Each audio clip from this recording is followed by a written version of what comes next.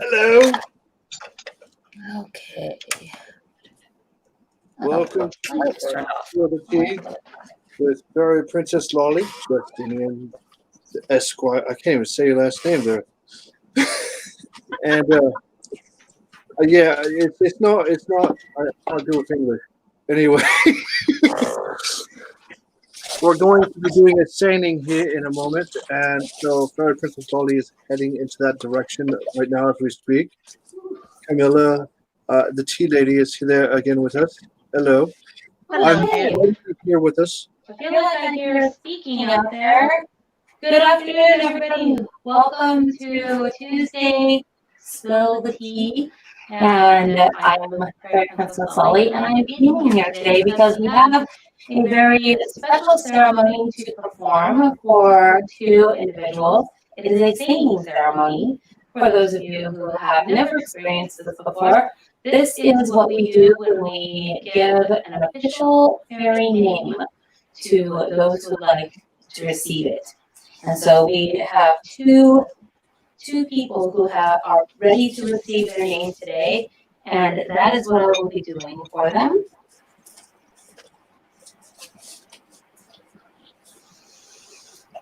So, if you are watching from home and I am speaking directly to our two recipients of the names being Kanan and Arrow Blue Esperance, if you two are watching wherever you are through this magic portal, I would like to ask you please both to kneel down on one knee in order to receive your name.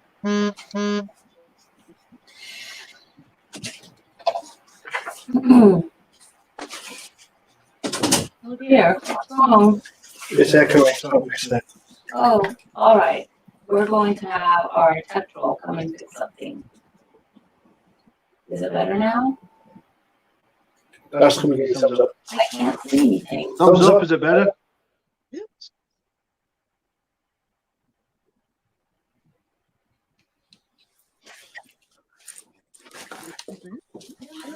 It's okay. Carry on. Can you hear me? Can they hear me? I will tell you in a second. Okay. I think Petrol is doing something to fix the ceremony proper so that everybody can hear without undue annoyance. Oh my gosh. Can you hear me now? Can you hear me now? Is she still echoing? Yes. Can you hear me now? Ah, that's much I better. don't know. Nope. So, I mean, like, I don't know if anybody can hear me until somebody comes and tells me, because alas, right now, I cannot see any of you. I guess the answer is no. You're echoing. So it's very weird. It's... Oh dear, I'm so sorry. I was hoping that.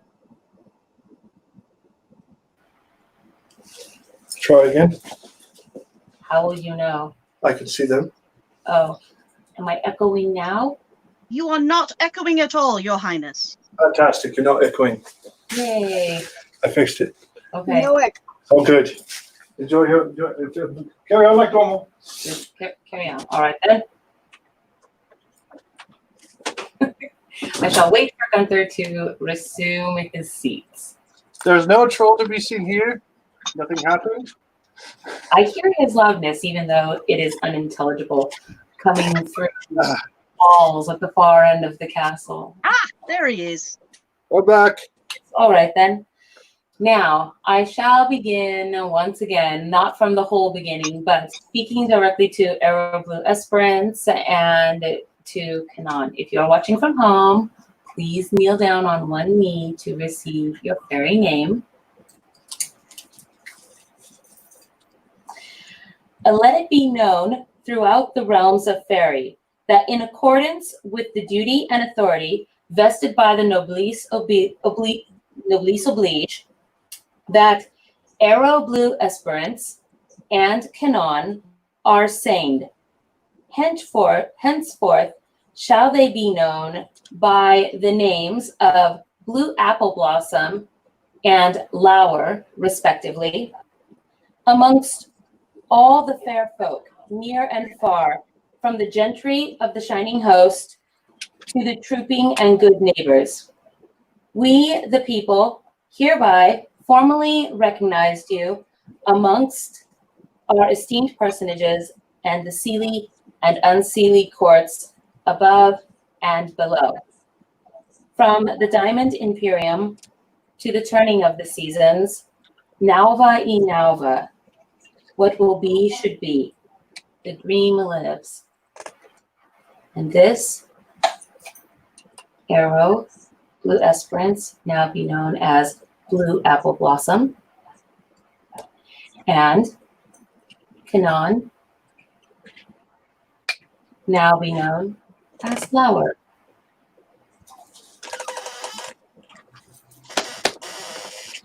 And with a little acorn cap of fairy dust, you each are now named thus. That completes our singings for the day. Congratulations. Thank you. Oh, huzzah! Huzzah! And let's see let's make sure that she can get over there and get her things on correctly.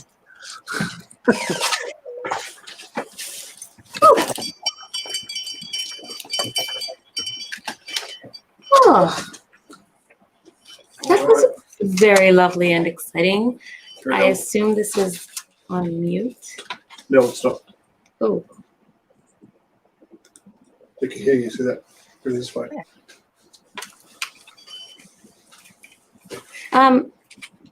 Gunther, Aye, can you make this work? aye. Tell me when.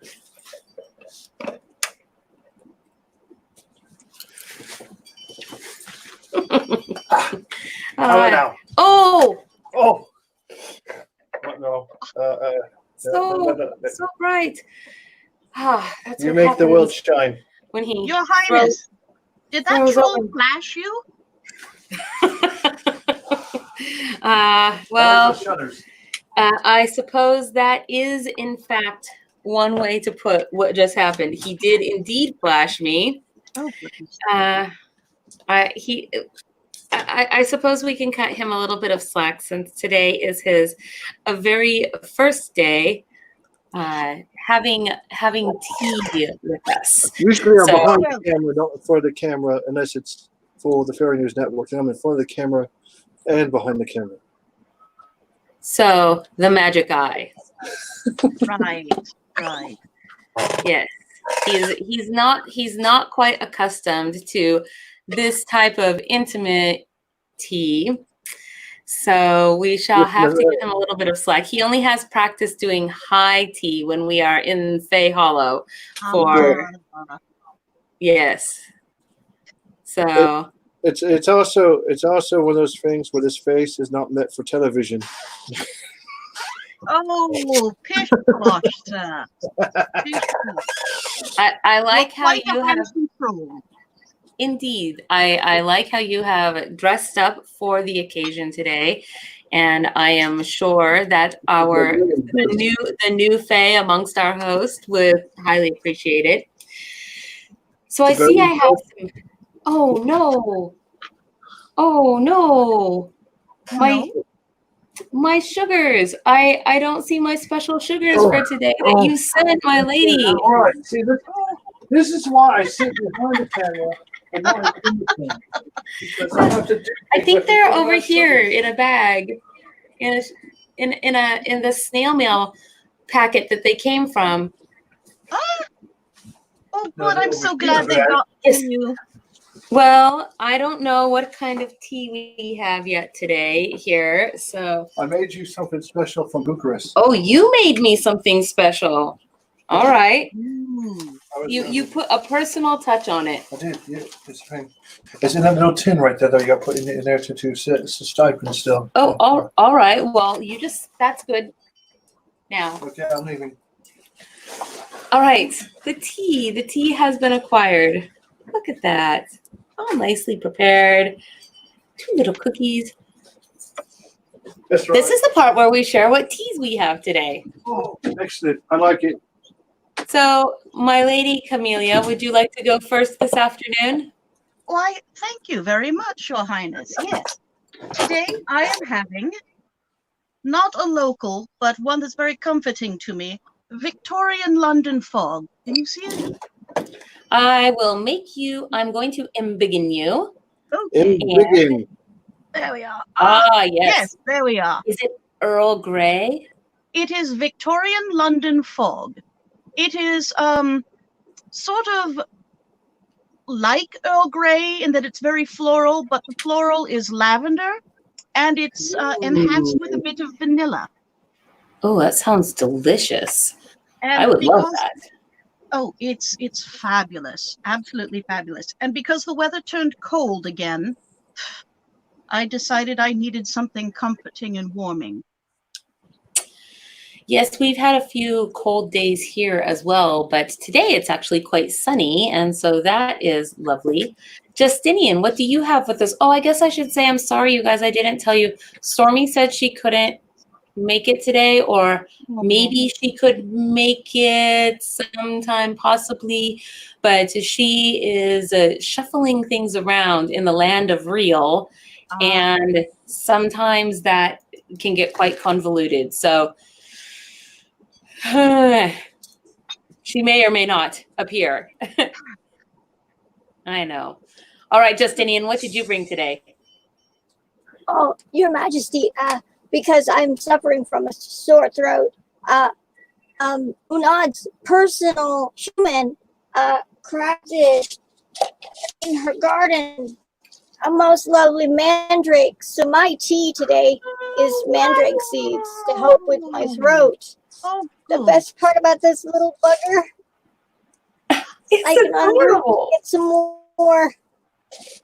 Yes, she has quite the knack for strange botany in her garden, if you know what I am saying. I do. Do you have That to, is my tea for today. do you have to plug your ears whilst drinking it or harvesting for it? Yes, that's the larger than life protective ones. I made sure that we had a spell out here for those watching, so they didn't hear the squeals as I plucked him. Well, Very it's very tasty. adorable, if screechy. So, Yes. Very much And- so. I adore him. and so I thought though that Her Majesty's personal human was named Professor Culpepper. Okay. Oh no, she has a personal female human too, and that's the one that lives at the house.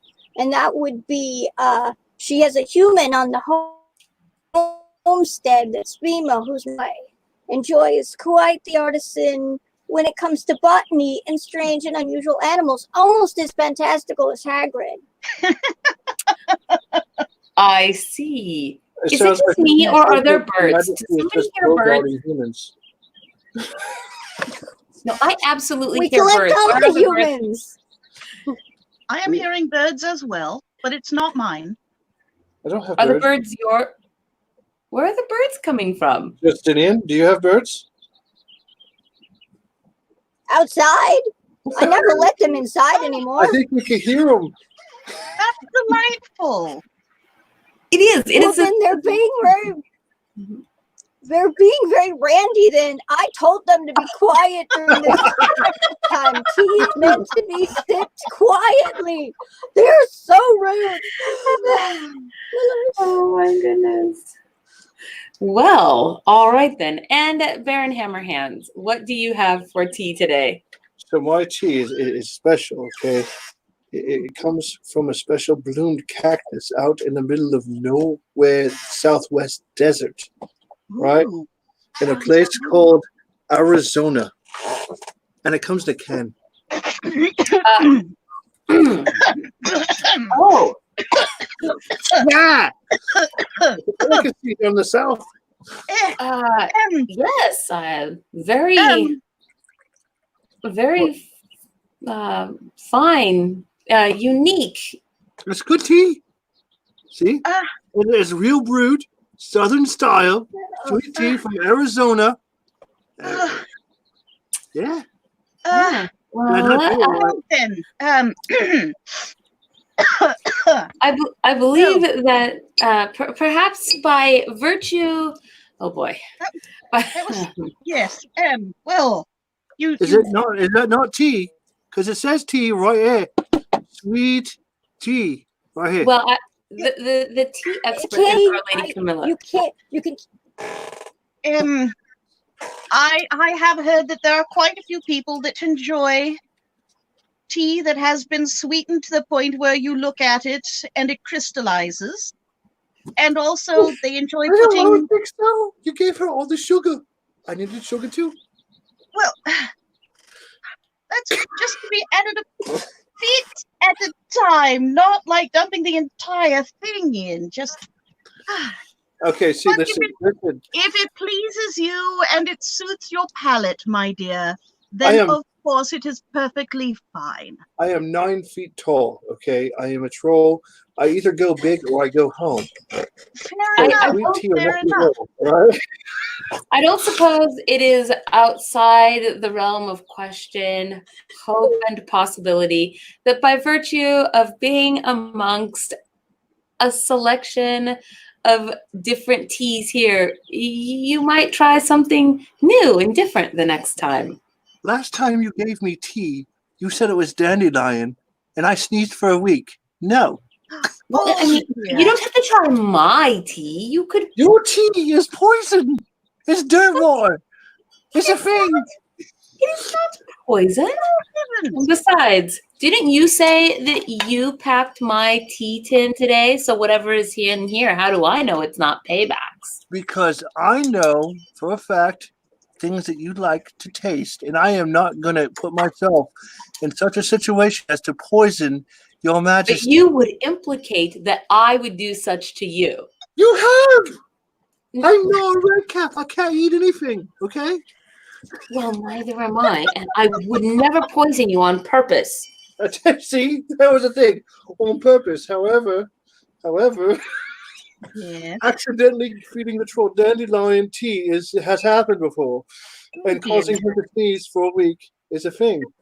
Okay, so my surprise tea in my little tin today that Baron Hammerhands has arranged for me. Make yourself big. You made all of us big. Make yourself big. Oh, make myself and biggen myself. Biggen yourself. All right, and you're gonna show the tag I put on there. There's a tag on there too. Yes, the tag says very berry. So this is very berry tea. Now, Gunther, you know about the very berry tea. So would you please elucidate? So the actual herbs itself is from Bucharest, or is I say right? Yes, Bucharest. Bucharest, and the water is from, well, I boiled it myself by hand and did not scorch my hands, thank goodness. And she also has a couple of cookies there for herself that she should be happy about. Yes, so I'm pouring it now. That's going to have a very kind of berry and yet floral taste to it. I know this. So is the difference between you and preparing this tea for me and the tea that you have brought for yourself that you weren't quite sure what to do with the dried tea leaves? You know, just add water, that you do not eat them. Is that why the dandelion tea didn't work? Because you tried to eat it? No, I don't have a teapot.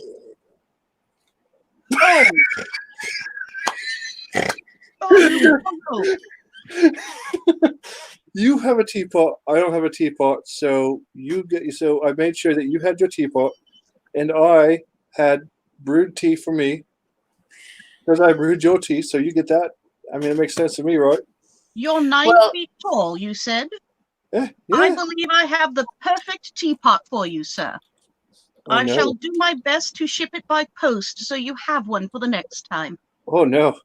These snails are going to be carrying a lot on their back for this one. So the first time I ever had tea with Fairy Princess Ollie, she gave me a teacup. And the teacup is this big. She said, put your pinky out. And I stuck the teacup on my pinky because that's the only place I could hold it from. Oh, dear. I just would like to say that this big to Gunther is not necessarily this big to everyone else.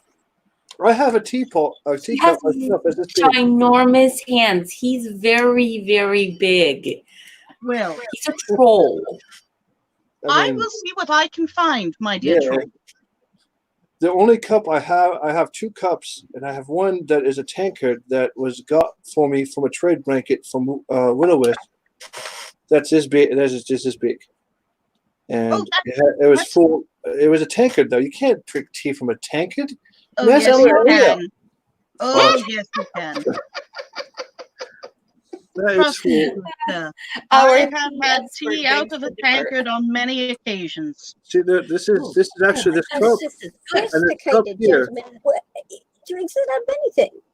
I had to have this cup specially made by Hot Soup, and so this is a cup that fits my fingers. Oh, I love your cute little cup. Yes, Yeah. pinky's out. Vicky's out. Very important. No, This no, is delicious. No. Oh. Hmm? Oh, right. You're not supposed to shoot tea. Sipping tea. Sipping tea.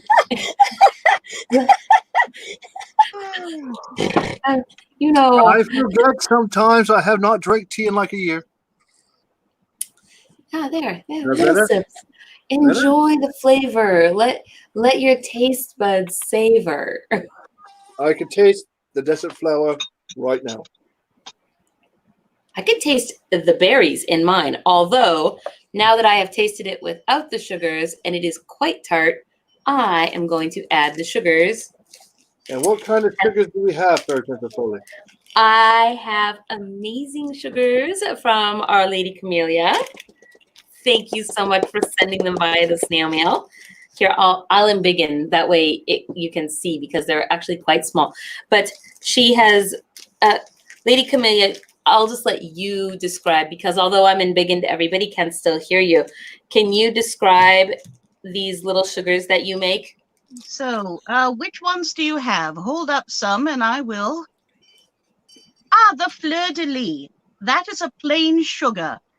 And I developed those because some of my friends enjoy having absinthe. So Ooh, those are designed to berry. go on the spoon and have the louche dripped over them so they can have a lovely absinthe drink. And so what about this one? Let's see. Yes, the blue snowflakes. Those are peppermint. Oh. Ooh, I want that. All right, They have flavors? So Yes, they okay. have flavors. Well, I'm not sure peppermint and berry sounds like it goes together. Okay, hold on. Because I have a few sitting here. So now I want to know what all of them are. I didn't realize they had flavors. Oh, I thought they were yes, simply indeed. pretty and oh gosh, now I'm so excited. Okay, what's this one? Is that purple or gray? It's purple. It's purple. It's purple? Then that one is lavender. Yes. Oh, man, you know, I am going to save these ones for, I think I have a lavender Earl Grey tea from Queen Mary's here, and I will use the lavender sugar maybe in that. I don't normally. I was informed by a British person that if it's not Earl Grey, it's not tea. Is this true? No. There's the English breakfast. There's, if you wish to go a bit rough, there's the Irish breakfast. There's Earl Grey. Earl Grey is, of course, the most popular blend. There's Lady Grey, which is absolutely delightful. And instead of the bergamot, you have what's called cornflower. It's a lovely little blue flower. It's not like the American maize. I have cornflower chips. Somewhere. Yeah, the orange swirly bobs. Those are orange blossom water. Oh, yum. They all sound so good. Sorry, Princess Dolly. Orange would probably go really well with those berries. Just saying. Maybe. Now, do you have any of the pink hearts in there? Not sitting next to me, and I don't know what. There was. what are the pink hearts? The Oh, pink dear. heart Oh dear. are rose. Rose water. Oh, that sounds amazing. I am going with the fleur-de-lis. Regular sugar. No, Gunther, I made magic happen. go back to your room. Do you want the? So today, I don't have a spoon on my little plate, so I'm just going to have to use this little straw here to stir my tea. No, it's been taken care of.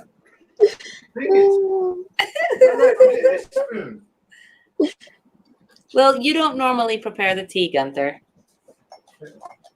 And get out of the kitchen. Oh, goodness. It is not your kitchen. The kitchen belongs to the brownies. Okay. Oh, so it's my fault that the brownies are off today for social distancing purposes. Oh, dear.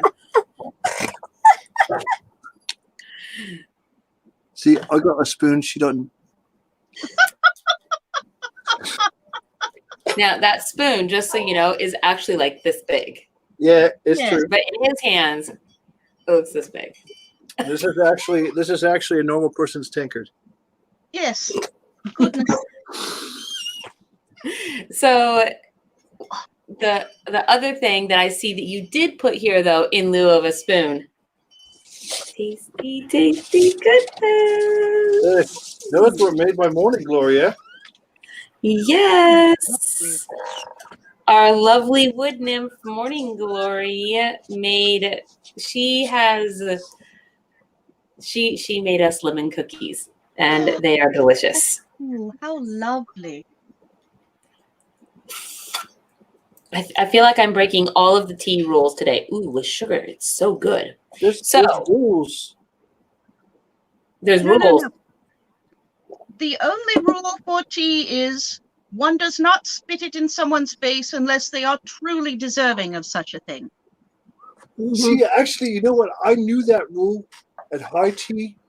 That was the only rule I knew. And she added a bunch of more rules, like I can't belch, I can't pick my snout, I can't do these things.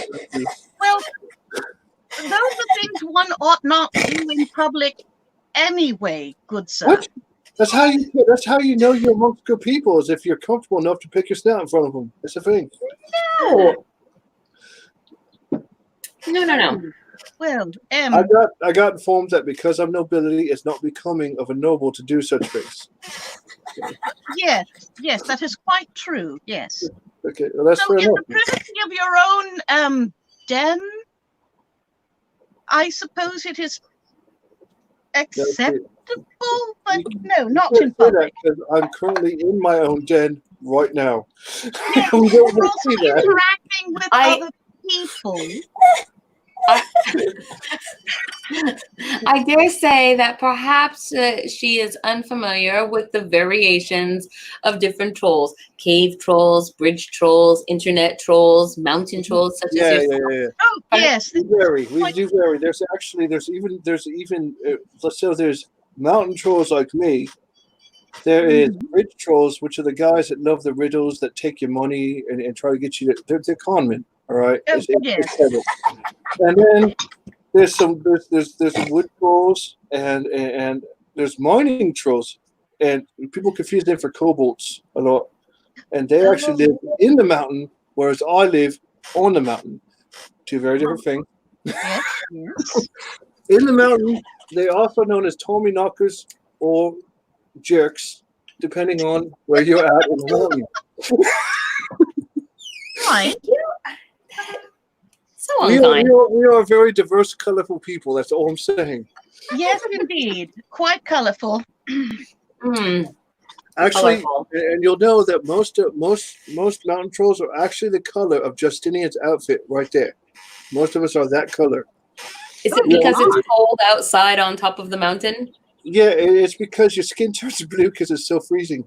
Oh, dear. Like, I came down. This is what it looks like when you have a tan.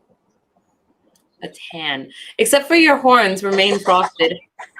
You know, this is that's what you were born this way. Don't hit me I for the dare say beautiful. you're going to make the jackalope laugh right into death.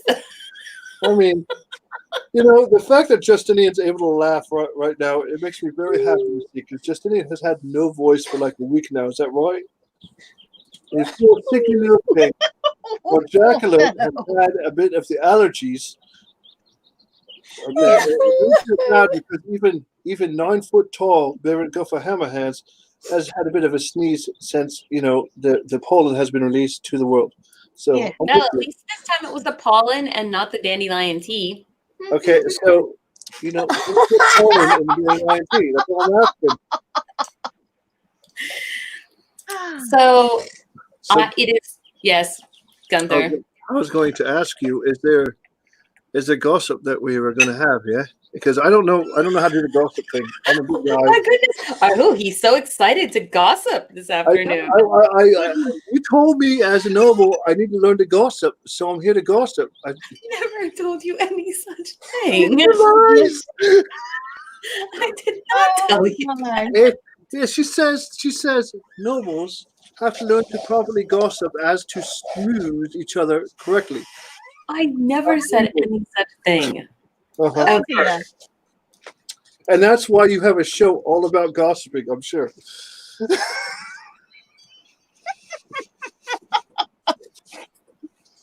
I'm just here to share tea. She's here about tea.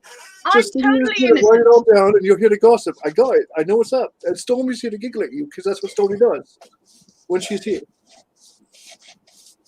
Normally, It's not all about gossip. We also give out the Uplift Award every time. And we also share our teas, as we have done thus far this afternoon. Thank you very much. fantastic. And What is the today we Uplift did Award? the Sainings. The Sainings are not gossip. Although I do think that, What is the Uplift Award? the Uplift Award, that is an award that we give out to people who are doing uplifting things for those around them. So we have, if you were to look at all of our special magical links that hook people up to places around the worldwide spider webs, you can find where you can submit a person for the Uplift Award, and then we all get together and we decide who should get it for the next week, and then we spring it on them. And if they're watching, huzzah! And if they're not watching and sharing tea with us, Then they should be. then yes, they should be. But also we just send it to them so that they will get it in the snail mail by complete surprise. And it will just uplift their day in the same way that they uplift everyone else around them. Fantastic. Yes. So is it nominations? Is that what they go to the website, to the webpage for? Is nominating? Oh, they can go to any time that we come together here in the portal. We have magical little links that go with it, and yes, and that is where you can go. It has a little balloon next to it for being uplifting, and then that is where you can go, and you can let us know who you think deserves the Uplift Award. It doesn't even have to be for big things. Preferably, it's regular. What do we say? Ordinary people doing extraordinary things. Yes, that's lovely. I did extraordinary things once. It was very tiring. And then he was done, I suppose. So, but I do understand that, Justinian, there is a document that I am to review that you have. Yes, yes. Your Highness. I have it. Shall I pass it off? As we Yes, say? yes. By all means, by all means. Is this that one document that you and I were working on? Or is What? it What one was that, my good Sir Gunther? the Lord one? Baron, sir? Possibly, yes. What one? I have no clue what you're talking about. Okay, that I one. don't think this is No, the it- right one. Possibly. It might be a different one. Oh dear. Oh dear. Oh no. I must enact the real reason that the teapot song was created.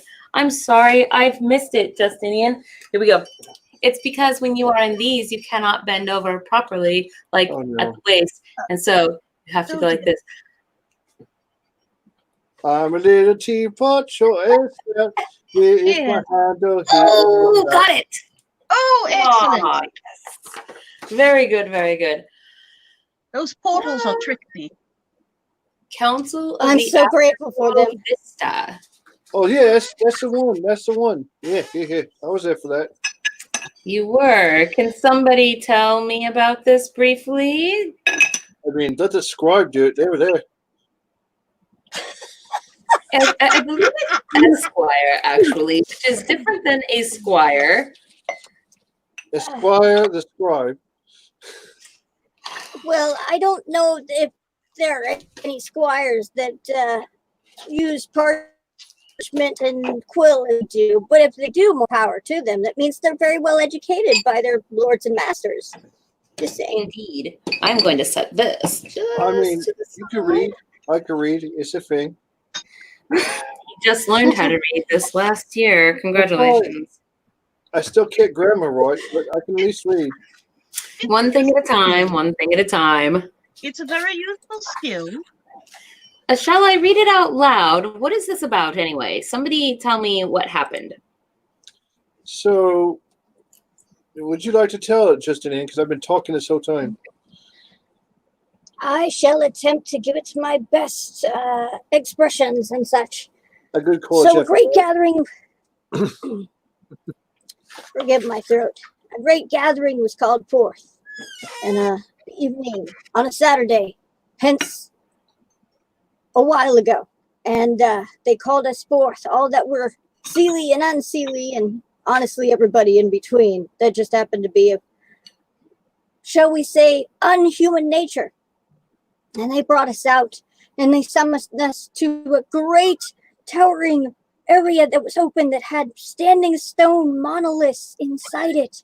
And within that was a fantastic... It is called what? The Afterglow Vista. Oh, yes.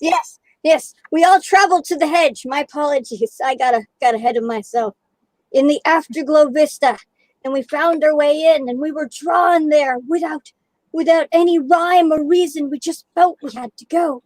And once inside, of course, we transversed upon these fantastical monoliths that circled around us if we dare stepped inside. And for those of us who did, it was different than those who were on the outside. And yet in the middle of that was a fantastical long table that had chairs on either side that people could sit down if they dared to do it. Now some did, and yet some didn't. And those who did got different things shown to them than those who did not. And so we all had to work together, those that could hear what was being said and those that could not. And we found ourselves rallying and yet fighting against each other for a common cause, the cause of the newly awakened humans in this day and age and time. And so when all was said and done, and the debate was huge, and it was heavy, and it was intense, and those we thought would take one side ended up taking another, and the reverse happened as well. And it was intense. It was terrifying. It was intense. It was amazing. And yet at the end, there was a compromise made that all together had agreed upon, both sides, Seelie and Unseelie. And that document that you hold in your hands represents all that was decided on behalf of the newly awakened humankind. And so what was being discussed about the newly awakened? So to be fair, it was a matter of humans being allowed among us and titles and such. Allowed. I'm sorry, is my accent bothering you then? I simply thought you said loud, and I thought, oh dear, well. It depends on who's talking at that point. I'm just saying. So they're always loud. This here is the agreement that those who had this great debate came to. Shall I read it? Oh, yes. Please do. So, in accordance to the agreement set forth, the Council of the Afterglow Vista, members Seelie and Unseelie alike, a compromise has been allotted to the newly awakened mankind. Yeah. Henceforth, I assume by newly awakened we mean those who are finding their fey selves within, Right. and Right. coming out Right. of they're coming through the thaw. Let's see. Henceforth, the following. 1. On behalf of the newly awakened, they will be offered a trial of a year and a day during this time to learn and be under watchful eye till they show they can act in accordance to the laws and living of the Fae. 2. A select few will be allowed forth to travel up in ranks up to knighthood, as would be appropriate, allowing them to find their true selves and influence others, awakening them as well. 3. In these ways, we, the Council of the Afterglow Vista, will show mankind our continued kindness, but will not let them destroy all we have worked so hard to create. Therein, healing not just mankind, but Fae as well. As so seen and agreed upon this 25th day in the 4th month of the 20th year of the 2000s. That was a lot of numbers just there. That was all Justinain. I didn't add numbers. Oh, that's because Justinain is very thorough That's right. as a scrivener. I mean, Justinain is so sick and sitting there and trying to get through this on Justinain's bed, which looks very comfortable, might I add. I like my nest. It's my favorite nest. Oh. Oh, you look very comfortable in your nest. Right here on my nest. Thank you. That was the thumbnail tip right there. And so now this is on my desk, presumably for review and editing and approval before it goes further up the chain to their majesties. Basically, I want to make sure that His lordship. Yeah. Oh. Go ahead. Carry on, Justinain. His lordship, the good Baron Hammerhands, had insisted that it go into your capable hands before it was passed further up, because you would know what was to be done with it. And also, I can't grammar, so it looked good to me, and I want to make sure it looks good to you.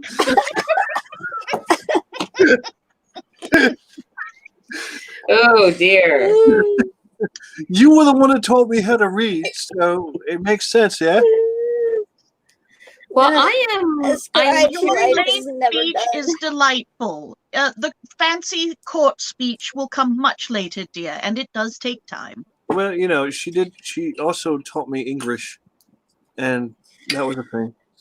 So, are we talking here about those who have found their Fae selves, or are we talking about enchanted humans? Enchanted humans and those who have found their Fae selves. Because if they have found their Fae selves, they are already of us. We don't need.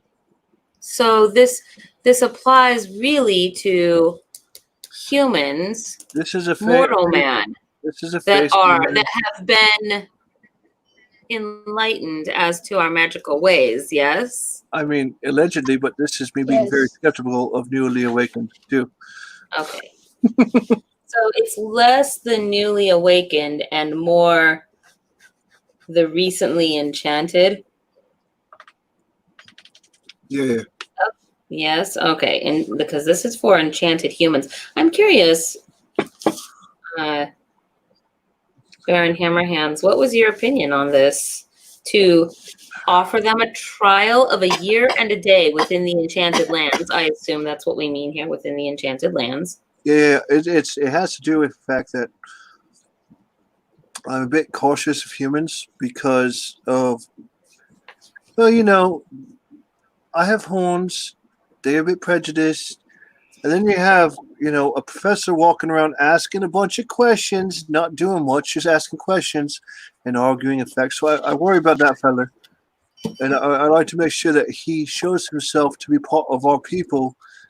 I would hate for a human who is enchanted to be able to rule over one such as the Tea Lady or Justinian or yourself in such a manner if they had, control over higher than you and not actually understand what we are about.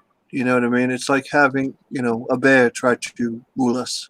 And I don't want a bear ruling me because it would just dance and have porridge.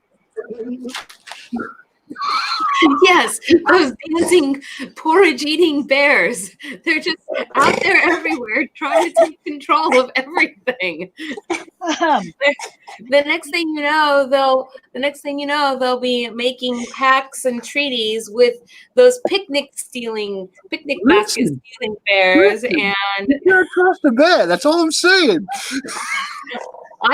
I thought that really the dancing was the bear's way of stamping out forest fires. Okay, so the dancing is actually the bear's way to lure you in. Okay. So you think it's dancing? It's not dancing, man. It's manipulation. I have a question for you. So you're so concerned about, and in this case, you're using the example, I presume, of Her Majesty's favorite enchanted human right now being Professor Culpepper. Yes. He seems sketchy. That's all I'm saying. Did he seem so sketchy at the Imbolc fairy light? He was definitely sketchy. Especially then, he tried to argue you to get him lands.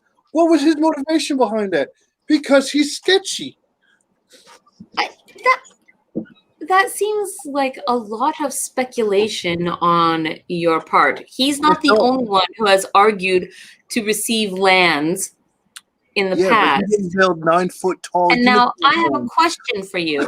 What is more important to you? Is it more important that those who would be the steward or keeper, such as yourself, a baron over a barony, right? Is it more important to you that the lord who is tied to the land be of good quality and measure, or that they have the right type of blood in their veins? What is more important to you? That they be of good quality and measure and actually get other people involved with them. Well, then if that is the case, shenanigans. Then the nature of their being is secondary. It should not matter quite so much. Your distrust should not be born of the fact that he is human or mortal. It should be born of some other thing that you are, whatever it is that qualifies as sketchy to you, don't you think? Well, since he's been here and him being human, has he caused shenanigans of any sort? Has he caused any more shenanigans than the rest of us? No, he has not. There's nobody that causes more shenanigans than you and me. Just saying. Now, I would invite. What proof you have of these extravagant claims, I'm not sure, but I confess to nothing. I have pictures of you with Greyhawk and them out in the Wenatchee area. Yeah, I have you and me running rapid with Vikings down in my barony. Yeah, as you do. Nothing strange about that. You were the one who hijacked the Viking boat, not me. Anywhere we go. You were the one who hijacked the Viking boat. Goodness. Are you talking about my new boat, the USS Vanguard? That is my boat. I love my boat. You would love my boat too if it was your boat. Just saying. Now, Your Highness. Yes. As a human, may I make a few suggestions? I would be I can't say that I'm all ears. In fact, Justinian has me beat on ears. But indeed, I would love to hear your input, my lady. Well, as one who has been back and forth between the worlds, so to speak, the newly awakened humans, one of the things you must be careful of is just how bewildered they are. Human lore on the land of the Fae it varies between really accurate and terrifying and, oh, goodness gracious, look, it's a little flittering light thing that's going to spit sparkles at you. Isn't that cute? And that's why I said a year and a day. I don't think that's too long to wait. Do you think that's too long to wait? Well, yes, it's perfect. It's actually rather a good length of time. That's how long I start my apprenticeships in the tea room, a year and a day, because it takes that long to get the hang of things and to know where your baseline is. But for the enchanted humans, how are they enchanted? Well, listen, okay, some of them by enchanted, what we wacky back. I'm just saying. By enchanted, what we mean is that they have been given the ability to see beyond the hedge and into the enchanted realms. Oh, well, not right. quite being of them yet. Yes. And the queen has an enchanted fellow. Two apparently, as Justinian has just revealed to us this afternoon. Yes, I'm not sure where I heard that. Majesty Una is a great queen and is very well, but I didn't even know there was one around, man. I'm concerned. So, yes, so she has, and he has taken quite an interest in our realm and has on several occasions spoken with various residents of the Kingdom of Storms about what it would require in order for him to become entitled to become a member of the gentry, meaning that he is formally bound to his lands. They are his responsibility, and the well-being of those living there and the magic there are his now, under his eye. And then of course there would be, if he were to be a baron, then his barony would be under a count would be under a duke, and then the dukes would be under myself, and myself under the king and queen. So there is our nobility, the chain of nobility there. I see, yeah. But now, yes, go on. Okay. If I may suggest then, are you planning on doing any educational activities for them, or quests, so that they can prove their mettle and their worth? Well, I am actually quite in favor of that, and questing is absolutely something that we have done a number of times throughout. Questing is one of the things that we do every year at the Fairy Blossom Midsummer Games. There are various quests and competitions and things of all sorts. So it certainly would require a certain level of education for anybody. But I think really the question here is that never in the past, at least as far as my memory can recall, nor have I ever learnt of in any of my studies on fairy, the nature of fairy, not anywhere, neither in the old world or here in the new world, have I read of where mortals or humans have been granted some piece of the enchanted realms. I certainly can think of stories where they have been given the gifts of the Fae in various themes and variations, but never actually a place of residence, potential residence, or of ownership and stewardship. So that would be an entirely new thing to happen. But then again, we are about as west as it gets over here in the New World. So Tony was very adamant for this. I'm just saying. Are we don't quite have all of the same exact traditions as those Fae who are across the pond, if you will, on over yes, in the old. quite. Yes.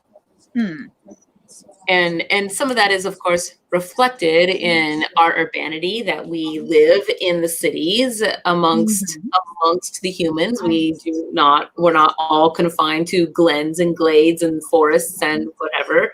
So this is a reflection, I think, of those Fae who migrated west, right?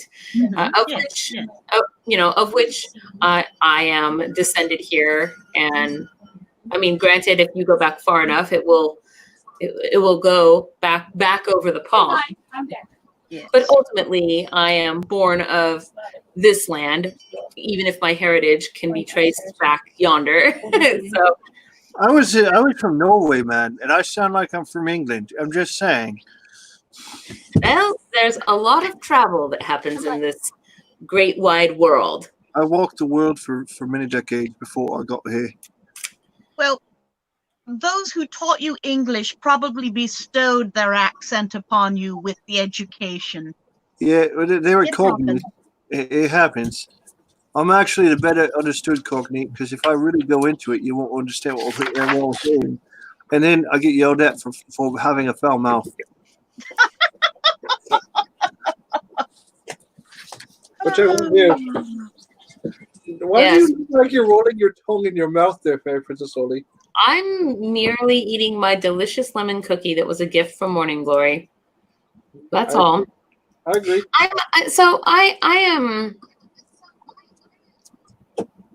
I'm hemming and hawing over this business here. So I am a fan of progression. Right. Tradition has its value because it is your roots.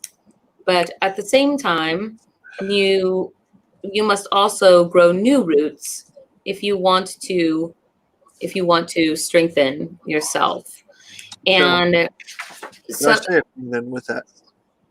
Well, no, this is select few, number 2. I'm looking at number 2 on the document. Yeah. So, a select few will be allowed forth to travel up in ranks to knighthood. Yeah. That's because they don't officially hold lands, but they can actually learn underneath a proper gentry and have entitlement, so they can learn the responsibility of handling lands to eventually, therefore, be able to hold it upon our recognition of their achievements. But that was to be revisited in a year to see if anybody had achieved that. Well, I feel as though I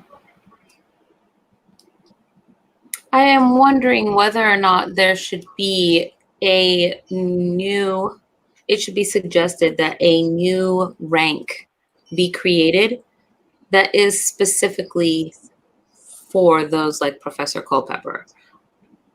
Those humans which have become permanently tied and enchanted to the realms.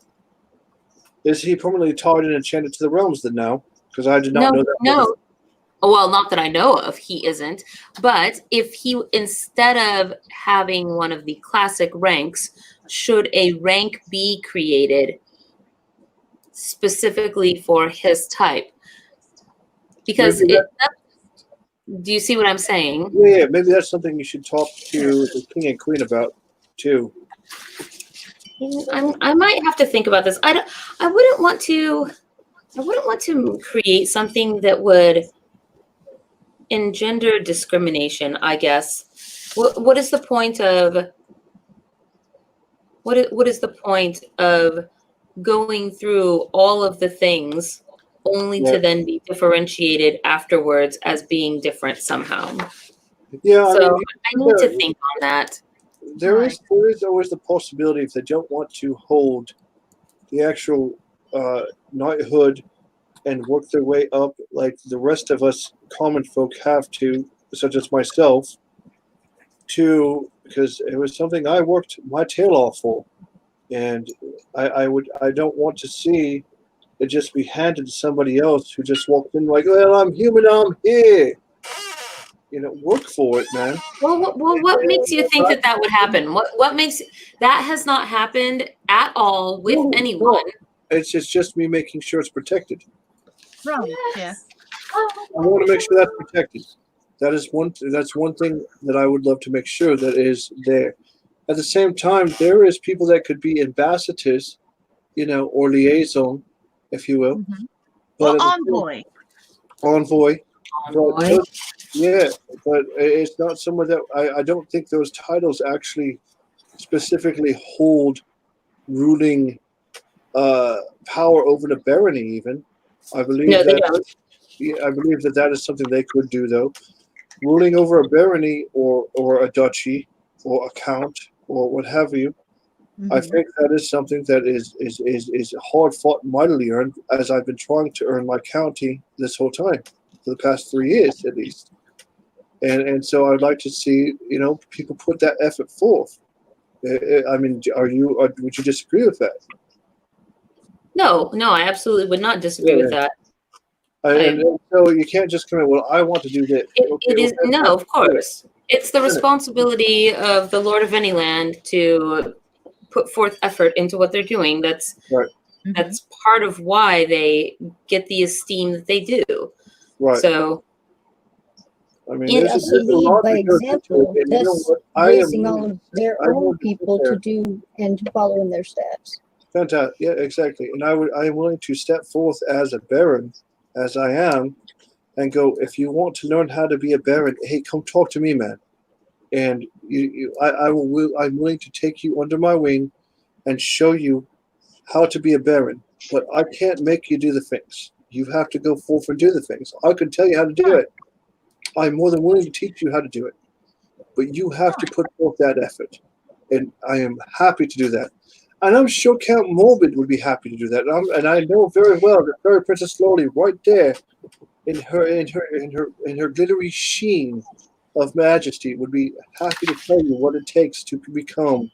Well, I mean, not necessarily princess, because there's only one princess in this kingdom, But you know what I'm saying, yeah. I mean, there's not a duke yet, and that's going to happen. We are slowly awakening, and there will be dukes and duchesses, and I push for that, and I hope for that. And Justinain, you're not going to always be an esquire. You might be a squire. Just saying. It is a title that means knight, my good baron. It's just one that isn't used anymore. You know what? I kind of jumped up one night because I was kind of doing the knightly duty before I was a baron, just smashing people that would mess with you people, our people. That's what I do. I still do it now. I have a club. Fairy Princess Lolly actually bought me a club bigger than I am to carry around and smash people with. Yeah, she had it commissioned and built just for me, and I love the thing, and it is one of my prized possessions to this day. Well, yes, my lady. I'm just visualizing a ginormous club that's larger than 9 feet tall. And, oh Lord, he's going to go show us his club. Oh no! Oh, it's heavy. You did bring it up. I'm gonna I see it. I got a power to shrink it down. I got to shrink it down to get it on the camera. I see someone who has joined us from the far side of the interwebs. So a message through the hedge here, asking. Yes, Sai is asking. Sai is asking if they could be human squires to those willing to be responsible for them and their training. So that is actually something that's already written into it. Oh, excellent. They can hold the position before knighthood is squire, so they can hold squire or knight for right now if one is willing to take them under their wings. Yes. Excellent. That is a magnificent club. Oh yeah. I can only imagine how well that would put in a fence post. This club it actually has a name. It's Fairy Princess Lola. It's not. This is Check, Later please. happens. 2-1, right here. This- Thank you. this is Boulder, and Boulder is known for bashing heads. That's the thing. And Boulder can grow as big as I can, and I can grow bigger than I am right now. I have to get down to get on camera and to fit in houses, but I only get down to 9 feet tall. I don't like it. It's a power that trolls have, mountain trolls. I'm pretty sure bridge trolls can do it too because they have to go into caves. Cave trolls definitely have it because they get to shrink down into caves. It's a weird thing, but yeah, it's got bits to it to bludgeon properly. However, yes, I feel that it is a way for the human to learn our ways too, and to understand the magic behind us. And Well, let us be fair. Right. Even those who are, for the first time, coming out of the long winter and thawing and finding those fae amongst us who are finding themselves suddenly being awakened, they too need this same. They don't simply, receive an omniscient download into their brains of traditions and history and past and customs and all of these things. I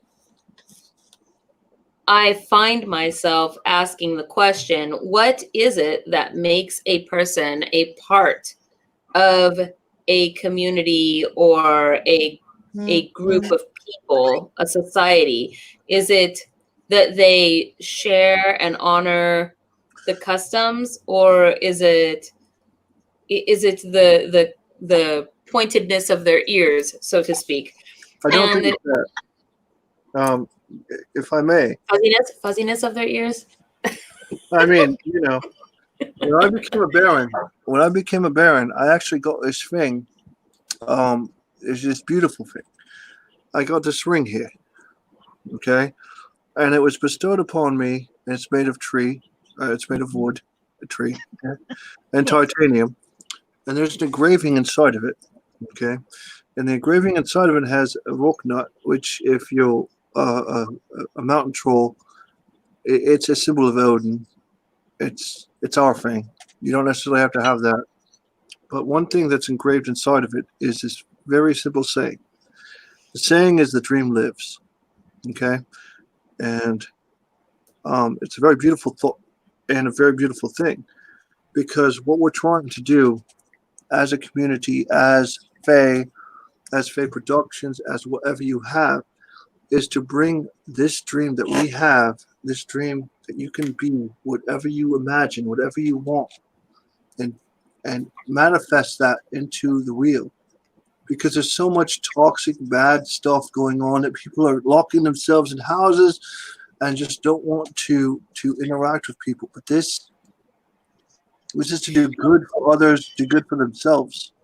Well, this is something that I think I have discussed with you before, more in private, Justinian, but just how it seems like this is a result, or this kind of touches on those discussions where we have talked about the fact that in the past, the Fae and the humans have once upon a time lived comfortably with one another, and then we had millennia, over thousands of years of separation, and that now the world is changing again, and that perhaps it is time for that to not continue, not persist. And I don't know, I do feel that is the case, that we are certainly integrated, just kind of hidden in plain sight, if you will. And those who have magic eyes know where to see, know where to, look and find us. So I have a question, number 3 here. In these ways, we, the Council of the Afterglow Vista, will show mankind our continued kindness, but will not let them destroy all we have worked so hard to create. What do we mean by not let them destroy? What is it that we are, those of you who were in the council, because I myself wasn't there, what is it that you're worried about them destroying? Oh, I don't know where he went. Oof. Justinian? Can you Hello? fill me in? Well, I guess since his good baronship has poofed on me, leaving me stranded to explain as a scribe normally does. I feel those words in particular was because the Fae that were against welcoming the enchanted humans. Oh, have we lost everybody? Oh, I'm There's still so here. many people. Still here? Oh, okay. Yay, hi. Hello. The Fae that had the Fae were so wrought, so despairing, so argumentative against each other about the enchanted humans and coming into the enchanted lands and such, that this particular statement was placed in there to help both the Fae realize that as much as we are helping the humans, they would be helping us.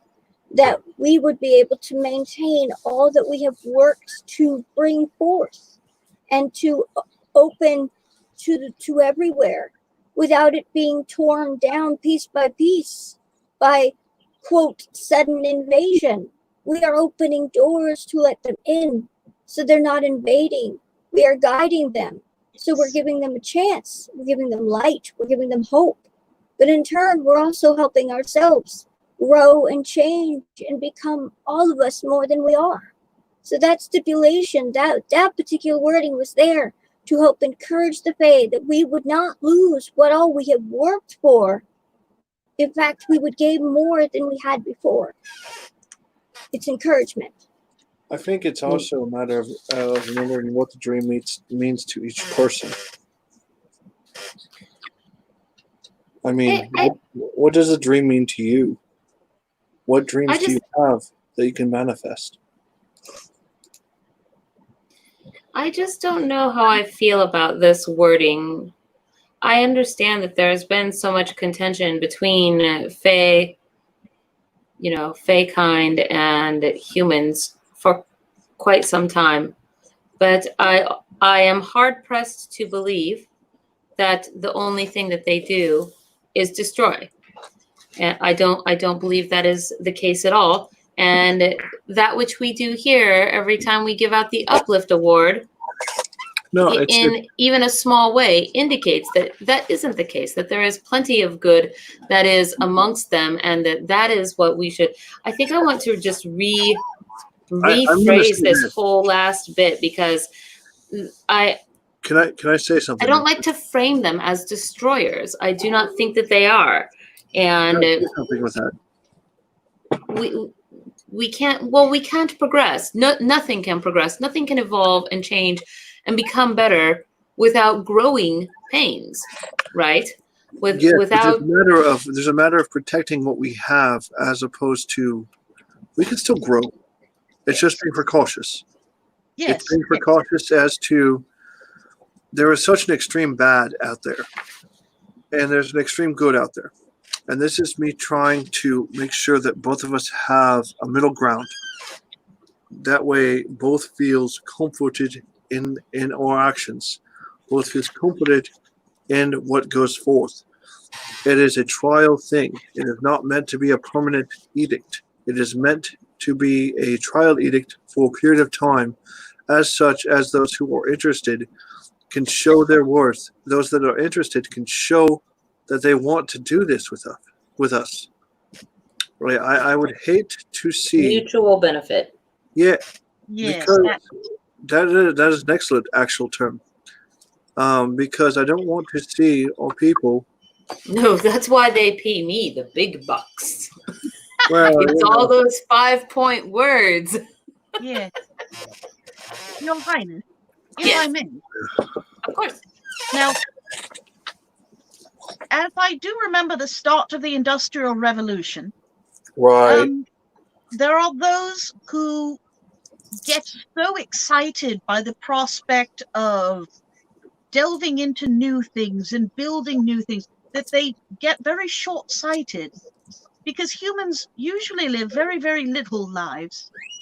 So they must be guided and reminded that the things that they do today can have consequences a year away, 10 years away, 1,000 years away. I want to Because thank you I for have that seen it statement. Yeah. go very badly. And also there are those who are quite willing to take advantage of the very enthusiastic ones who wish to create and do, and say, yes, you go ahead and do that. And then they corrupt what is being done. So that needs to be watched for as well. Or they cause a lot of take a lot of shortcuts and end up burning down a bunch of buildings, like the Triangle Company. Oh, yes, Yeah, Triangle that was Company. dreadful.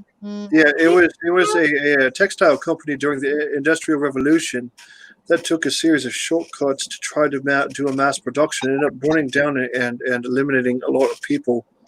It's a bad thing. It was very, very tragic. Yes, I It's something that we don't want to, not that kind of thing to happen. But, it's not to say it will. It's just saying that trying to run before you can walk, or trying to, fly before you can run. Yes. And there's also the whole reminding those that wish to gain that if they continue to grab for more and more and more and gather it all into themselves at the cost of everyone else, that they're acting much more like a tumor than something that we wish to have about. And like a tumor, they ought to be excised. And that's coming from a human. Thus proving my point that they are not all terrible. I'm not saying they're all terrible. I'm saying that I want them to make sure that they show themselves to be true and worth it. Yes. I would think that I would have this standard of any, though, human or otherwise. Yes, the scope of humanity manages to seesaw back and forth between, oh, this fellow's all right, you sweet zombie, jeebus, what was that? I mean, let's face it, okay? To some extent, if you're born with horns, you have a nature that is with you. If you're born with not horns, well, that could be a bit I believe that. So I believe this document is quite a good start, and there are some things in it that sort of flag in my mind, and I believe, Justinian, perhaps we can look at making some edits to this. Can I recall this? But one of the things that is concerning me, especially with this last one here, and will not let them destroy that which we have worked for. This is such an ambiguous phrase, because what does it mean to destroy? What is being destroyed? What are we worried about being destroyed? And this only has meaning if there has been a clear directive or set of ideals or goals put forth that we consider important, that these are the things which we consider, like, as you were saying, my lady Camellia, that there are certain things in a long-term vision that if you start them now and just let them run amok, then in the very, very long run, they are quite destructive. And so, but we cannot know, we cannot just say that which is destructive. It is destructive in comparison to something, right? Otherwise, how do we know? How can we identify what is destructive versus growth, right? So I think that we must wordcraft some definition here in order for this one to work out well, and I think that will take some fiddling and some thinking, which I'm sure, Justinian, you will be more than willing to help me muddle through. And of course, we can discuss it as well in the Hedge. I have no qualms about discussing the whole topic with anyone, as it is a living document, if you will, being forged in fire. Oh, we have a message coming through from the Hedge, across the Hedge. Speaking as one who is employed amongst humans, many of them have the ease of capacity to be vile, cruel creatures who are selfish and entitled. However, I mean, they do, but I would also invite you to read some old fairy tales. There are also many who can be wonderful, kind, good-hearted people who spread joy and love, with which I heartily agree. I agree with a process that ensures one joining us is of the latter. Yes, something like I believe that Fae kind, those who are of the enchanted realms, tend to share a certain set of beliefs and ideals that are not shared with everybody, and that it would be useful, helpful to know that anybody who would be coming in, if we were to potentially expand the borders of the enchanted realms and allow for there to be new residents, new inhabitants amongst our community, that we should. I would agree with that we having a process by which we can more ensure that they share our values. Yes. That is a thing that I think will take some thinking. What does that process look like? How do we make that? How do we ensure a sharing of values? Lots of discussion. This is the sort of discussion that goes best with something, say 50 proof or better. I was going to say something labeled 5150, but that works. Oh dear. Yes. Something that should be taking place in the 6-foot stubby hole as opposed to here. I love my 6-foot stubby hole. I'm just saying.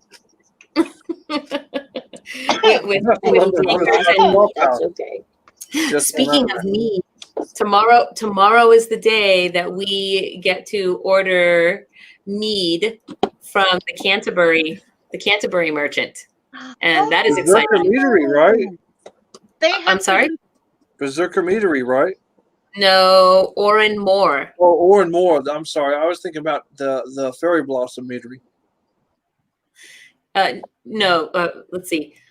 Oh, Nicodemus says, I agree. I am part of a coven that teaches like-minded magical beings, only ascending ranks after a year and a day process as well. It could be less of a trial and more of a period where they can immerse themselves and shadow or learn from experience for that period until they have shown their leaders that they are ready to ascend ranks. That's right. That's fair, yes. I mean, It's coming from Fairy Princess Polly. This is coming from the human realm saying this to you. Yes. Trust me, I've spent... Humans are saying the same thing as I am. Allow me to propose an idea, if you will. Yes, I understand that humans are saying the same thing you are, but 40 Frenchmen can still be wrong. So 40 Frenchmen aren't they always? However, the Fae and the Frenchmen are both telling you the same thing. You're asking an English woman this. Quit trying to change what was already ruled upon. So I am not against I am not against some method by which the demonstration of value sharing is made evident. I don't know how I feel exactly. I'm ambivalent on going through, say, a series of things which, in order to receive the approval of your superiors. I don't know that I think that process achieves the desired outcome in the best way. I lean towards that it actually doesn't. Not at least not as often as we would like it to, or as well as we would like it to. But what about doing something similar to, rather than trying to go through kind of an initiation period where you are attempting to show your worth, there is a completion of, say, ordeals that must be done, or like patches that must be earned, for example, right? That show that you have. I was about to suggest the same thing. In the Girl Guides, you advance in rank because you've actually done things, and you get your badges on your sash, and and that's how you progress up throughout the whole thing. Is you get your you learn how to do this thing, and you get a pretty little badge, and you can wear it on your sash, and everyone knows that you have accomplished this, and you have that sort of prowess. I would still say you have a year and a day to achieve some sort of well, it might take more than a year. I'm not contesting the time frame. I'm not contesting that there be a minimum amount of time for something to happen, and I think that there should perhaps be different amounts of times for different things. But one of the things I like about this, as you were saying, what did you call it? The girl group, the girl club, Girl Guide. I believe the Americans call them Scouts. Yes. Scouts. All right, the Girl Guides. Yes. And one of the things I like about this, because one of the things that I think lends itself to those who are amongst the gentry, for I've seen it in many places where it happens that the gentry become lazy and they do not uphold their responsibility to their lands or their people, or they become little lords, if you will, and they like to hold it over and above others, making some people go to excess and making people who yes, and allowing them to get away with things. Well, yes, but if you have this system, there is no way that I can. It is too ingrained in our culture to simply do away with your. I could never do away, for example, with having the High King and Queen just not have to formally recognize something, right? But what you can do is you can add in there, for example, the ability for a person to demonstrate, to be able to show demonstrably to others outwardly by, like, way of, you were saying, the Girl Guides use patches that they put on their little sash. Everybody can see that at this point. Everybody can see that you have this thing that represents that. You did that thing. You've studied that thing. You've mastered that thing. Just like when you receive a certificate or a diploma, you have the proof that you put in your time, so to speak. And even though you still would require the final approval, the recognition of your liege, it would make them look particularly sour, I think, and in a disfavorable light for them to turn up their nose arbitrarily at someone who has, in fact, demonstrated that they will and can do all of those things. Does that make sense? So, do I get to set the level of those badges, if you will, as one that has gone through the ranks? No, I would think that they should be uniform across the entire kingdom. That those things should be determined by Congress. I didn't say it wouldn't be uniformed. I said Congress I was saying that I would help in the legislation of determining what those your levels input were. would be quite valuable, good sir. Of course, you and several others, of course. Because I did go through the rank. I was a commoner. I just noticed the time. My goodness. Yeah. What is time? What is time anyway? But I'm just saying that I went through the heart's taken pain to become a baron. as a fae.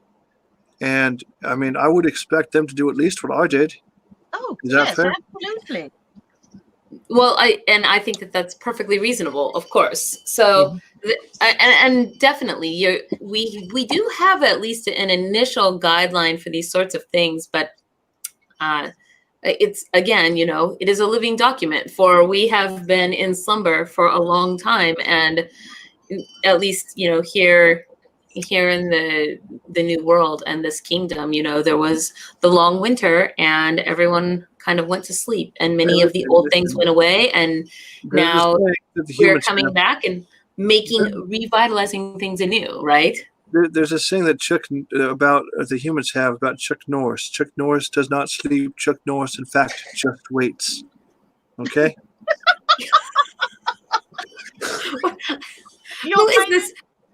Who is this woodchuck? I will introduce you to Woodchuck Norris very soon. He's a good friend of mine. He lives in Texas. He's a ranger. Allow Her Lady to speak, please. Very well. If I may beg your leave, your Highness, I have noticed the hour, and here in the reel, I do have duties that I am behind on. Can we give out our Uplift Award really fast? Yes. Yes. Okay. Because we discussed it briefly. And this is the last thing we usually do of each episode. So I guess now is the perfect time. But this week we decided to give our Uplift Award to Morning Glory, who is our lovely wood nymph. And she is the one who made the cookies that I was enjoying. I want to. Awesome. They are awesome with frosting. They're awesome without frosting. Because Baron Hammerhands also got cookies, and Ion the Leprechaun also got cookies.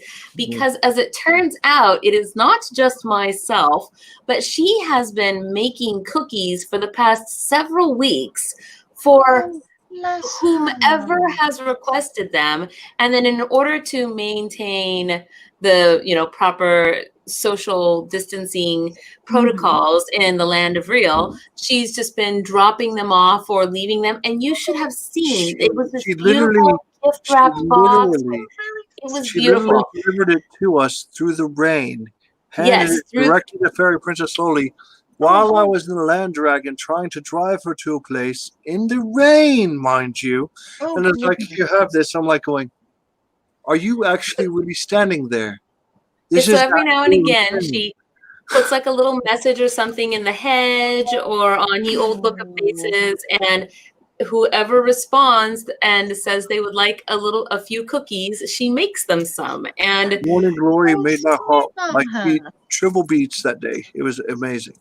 Yes, so that is great, and congratulations, Morning Glory. You have uplifted not just us, but many, many others besides.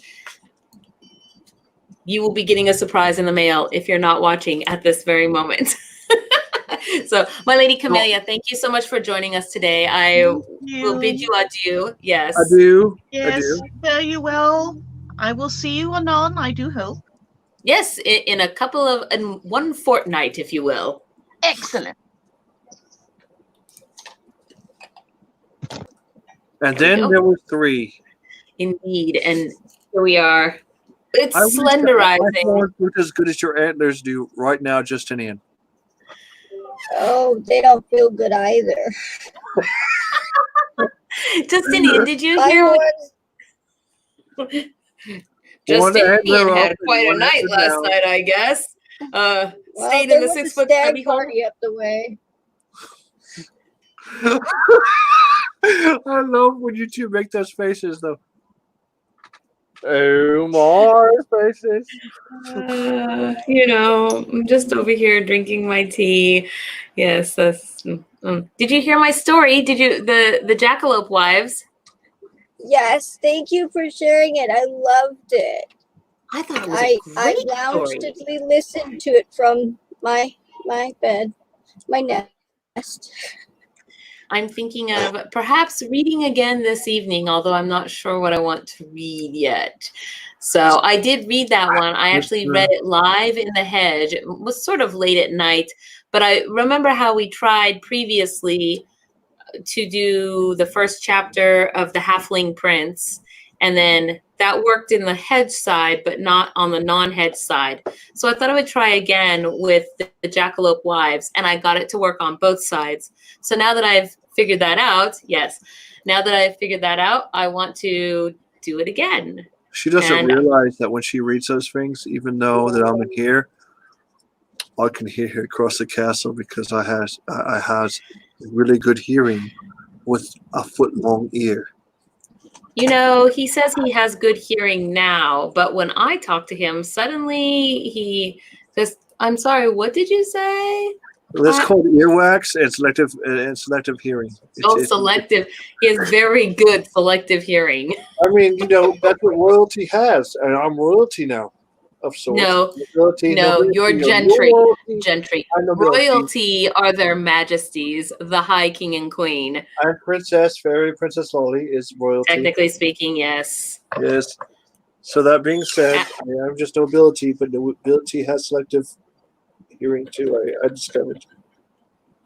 Oh dear. All right. Well, I believe I shall let you go as well, Justinian. We went over quite a ways, and now we have plenty to discuss when we get back in the hedge and meet up again. You know what? You wanted to discuss all this gives me a migraine all over again. Just saying. You're just going to have to learn how to brain around your migraine, I guess. You know, these are the things that the gentry do. So you're going to have to get used to it. You know, I this was my first attempt at helping discuss legislation, and it seems to be going quite well. I think outside of the migraine, it seems to be going quite well. Outside the migraine. Well, Don't worry, good Baron. I shall take you under my wing and make it so that you are proper noblesse oblige. I promise. Is this a matter of feeding me mind-numbing substances to make sure I can withstand it, such as aspirin? No, it's about expanding your mind. All right. No. Goodbye, Justinian. Goodbye, Justinian. I will be in Take care, Your Highness. like I shall see you. Goodbye, good Baron, sir. Take care. Ta-ta. And goodbye to all of you who joined us today from the far side of the hedge. We shall see you in a fortnight. And if you would like to find us, look for us on our Facebook and our Patreon and on the link below. No. Follow the link below. Yes, down into the rabbit hole.